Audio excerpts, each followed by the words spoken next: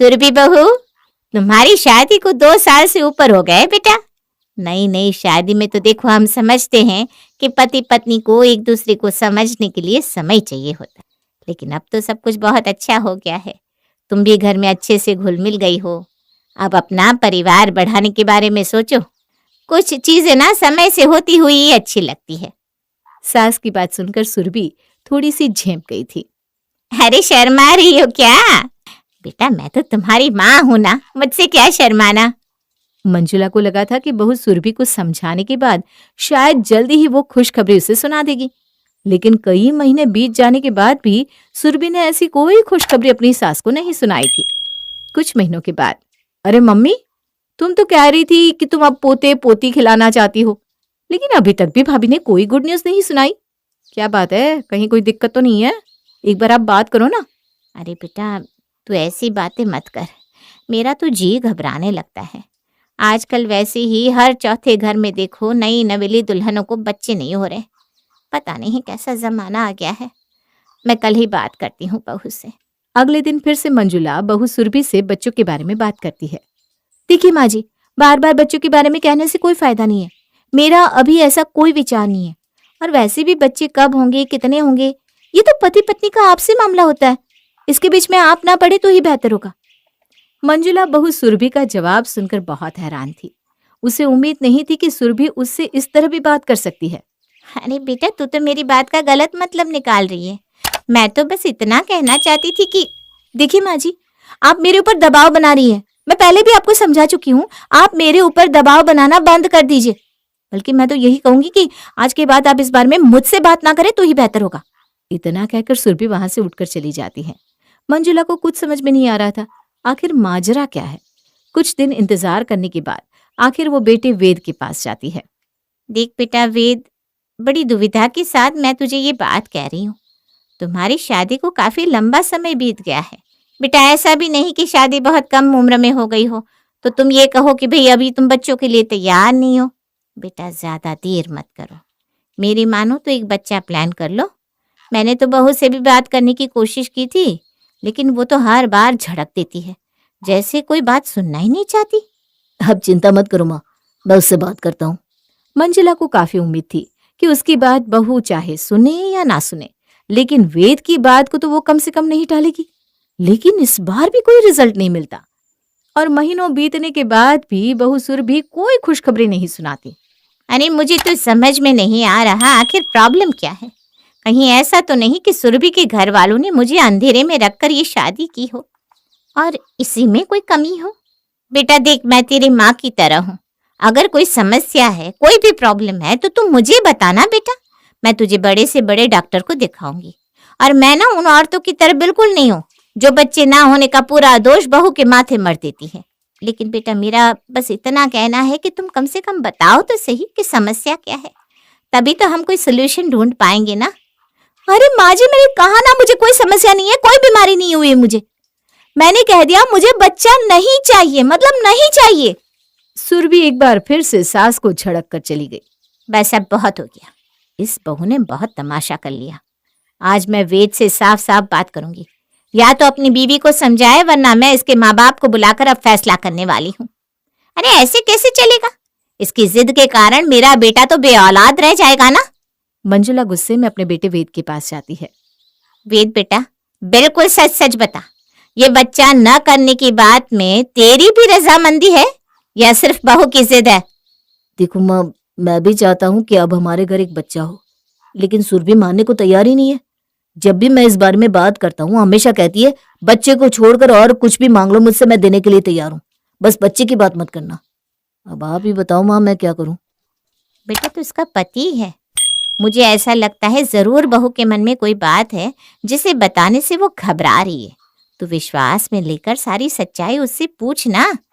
जरूर कुछ ना कुछ ऐसा हुआ है जिसके कारण वो बच्चों के लिए मना कर रही है। मैं ऐसा मान ही नहीं सकती कि मेरी इतनी प्यारी बहू बच्चे ना चाहती हो।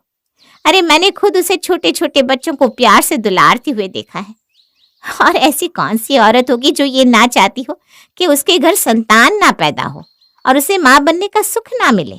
माँ की बात सुनकर वेद को भी एहसास होता है कि शायद उसकी पत्नी सुरभि वाकई किसी बहुत बड़ी दुविधा में है। देखो सुरभि, तुमने कहा तुम्हें अभी बच्चा नहीं चाहिए, मैंने तुम्हारी बात को मान लिया, लेकिन अब तुम कह रही हो कि तुम कभी भी बच्चा नहीं चाहती। तुम ही सोचकर बताओ, क्या मेरी इच्छा नहीं होगी कि हमारे घर बच्चे की किलकारी गुंजे, कोई नन्हे नन्हे कदमों से मेरी ओर आए और पापा पापा कहकर बुलाए। वेद की बात सुनकर सुरभि रोने लगती है। देखो तुम्हें मेरी कसम है, बिल्कुल सच सच बताओ, आखिर तुम्हारे मन में है क्या, हुआ क्या है? मैं वादा करता हूं तुम्हारा ये राज मुझ तक ही रहेगा। एक दिन की बात है, आप ऑफिस गए हुए थे और माँ जी गीता दीदी के यहाँ, मैं घर में बिल्कुल अकेली थी। अचानक से सफेद वस्त्र पहनकर लंबी लंबी सफेद दाढ़ी वाले बाबा ने हमारे घर के दरवाजे पर दस्तक दी और मुझसे पानी मांगा। पानी पीकर उन्होंने कहा, बेटा जैसे तूने जल पिलाकर मुझे सुख दिया है, मैं भी तेरे ऊपर आने वाले एक बहुत बड़े संकट का उपाय तुझे बताता हूँ। तेरे माथे की लकीर को देखकर मैं बता सकता हूँ कि तू अपनी सास से बहुत प्रेम करती है, अपनी माँ से भी अधिक प्रेम है तुम्हारे मन में उनके लिए, है ना? तो मैं तुझे चेतावनी देता हूँ कि तेरी होने वाली पहली संतान के जन्म पर तेरी सास का निधन हो जाएगा। तेरी सास कभी भी अपने पोते या पोती को अपनी गोद में नहीं खिला पाएगी। यदि तू अपनी सास को स्वस्थ और लंबा जीवन जीते हुए देखना चाहती है तो अपनी संतान को कभी भी इस दुनिया में लेकर मत आना। इतना कहकर वो बाबा अलख निरंजन करते हुए वहां से चले गए। बस इसलिए मैं नहीं चाहती कि हमारे घर बच्चे का जन्म हो। अरे कैसी बात कर रही हो तुम, आज के जमाने की पढ़ी लिखी लड़की होने के बाद भी ऐसी अंधविश्वास वाली बातों में भरोसा करती हो। और मैं भी तो देखो, ऐसा कौन सा बाबा है जिसे जन्म मृत्यु सबका पहले से ही ज्ञान है। ऐसे मजाक मत उड़ाओ, वो बहुत पहुंचे हुए बाबा थे, तभी तो उनको मेरा मस्तक देखकर पता चल गया कि मैं माँ जी से बहुत प्यार करती हूँ। मैं जरा पता निकालता हूँ कि आखिर वो कौन सा बाबा है जिसे तुम्हारे भविष्य के बारे में इतनी जानकारी है। मुझे तो लगता है तुम्हारे साथ कुछ फ्रॉड हुआ है। घर के दरवाजे पर लगी सीसीटीवी फुटेज निकालकर वेद उससे बाबा का फोटो निकलवाता है और पास के ही थाने में उस फोटो को दे आता है। कुछ दिनों बाद पुलिस के हत्थे एक बाबा लग जाता है। हाँ, यही थे वो बाबा जी जिन्होंने मुझे कहा था कि हमारी संतान के जन्म से माँ जी की मृत्यु हो जाएगी। क्यों भाई बाबा जी, अंधविश्वास फैलाते हो? अच्छा आप ऐसा करो, बहुत ज्ञानी हो ना, हम सबका भविष्य भूत वर्तमान सब बताओ, हम भी तो देखें कितनी शक्तियां हैं आपके पास। अरे मैं कोई भूत भविष्य बताने वाला बाबा नहीं हूँ। मैं तो घर घर शनिवार के दिन तेल मांगा करता था, लेकिन एक दिन एक औरत मेरे पास आई और उसने मुझे एक एड्रेस देकर कहा कि मैं वहां जाकर इनसे वो सारी बातें कहूँ, और उसके बदले में उसने मुझे 5,000 दिए थे। क्या एक औरत ने तुम्हें ये सब करने के लिए कहा था? कौन थी वो औरत? और मुझे नहीं पता, हाँ उसने अपना नाम गीता बताया था। गीता का नाम सुनकर वेद के पैरों के नीचे से जमीन निकल जाती है। घर पहुंचकर, माँ आपका गुनहगार मिल गया है, जिसकी वजह से आप आज तक पोते के सुख से वंचित रही। जानना चाहती हैं कौन है वो? क्या हुआ बेटा, बताना कौन है गुनहगार?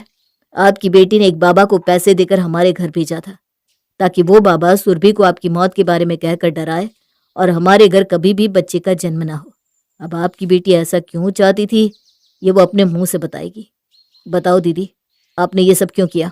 हाँ मैंने भेजा था उस पापा को, क्योंकि मैं नहीं चाहती थी कि माँ को पोता पोती मिले और वो मेरे बच्चों को और मुझे बिल्कुल भूल जाए। अरे कितना प्यार करती थी माँ मुझे। हर 10वें दिन माँ की घर आजा की रट लग जाती थी। मेरे बच्चों को इतने तोहफे, चॉकलेट, मिठाइयाँ भिजवाती थी। लेकिन जब से भैया की शादी हुई, माँ ने तो मुझे पूछना ही छोड़ दिया, बस अपनी बहू में बिजी हो गई। मैं जानती थी अगर तुम्हारा बच्चा हो गया तो मेरे बच्चों का अधिकार भी मर जाएगा, बस इसलिए मैंने ये षड्यंत्र रचा। बेटियों का अपना घर संसार होता है और मुझे इस बात का एहसास था कि मैं इस तरह रोज रोज फोन करके मायके बुलाकर तेरे घर संसार में दखल दे रही हूँ। बस इसीलिए बहू के आने के बाद मैंने अपनी दखल अंदाजी थोड़ी सी कम कर दी थी। ऐसा बिल्कुल भी नहीं कि मैं तुझे या तेरे बच्चों को भूल गई हूँ बेटा।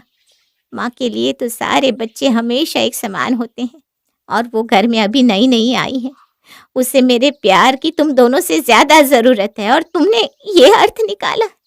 मुझे शर्म आती है कि तू मेरी बेटी है। दीदी को माफ कर दीजिए माँ जी, जो हुआ सो भूल जाइए। हम सब लोग एक परिवार है, बस आशीर्वाद दीजिए कि आगे से हम सभी के बीच में कोई भी गलतफहमी ना आए। भाभी की बात सुनकर गीता भी अपनी माँ और भाभी से माफी मांग लेती है और ठीक 1 साल बाद सुरभि एक प्यारी सी बेटी को जन्म देती है।